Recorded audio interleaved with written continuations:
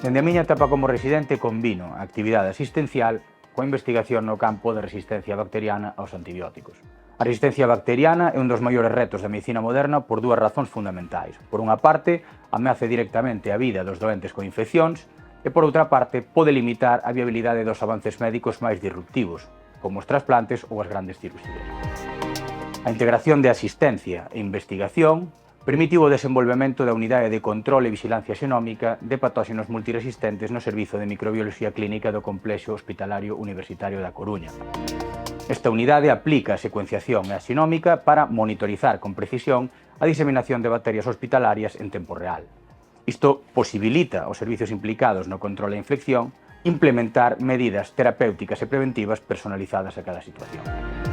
As nosas investigacións no Grupo de Investigación en Microbioloxía do INIBIC discorren en paralelo á actividade asistencial e inclúen o desenvolvemento de novos antibióticos, a comprensión molecular da evolución e dos mecanismos de resistencia bacterianos e a optimización do diagnóstico e a vixilancia de microorganismos multiresistentes en institucións sanitarias.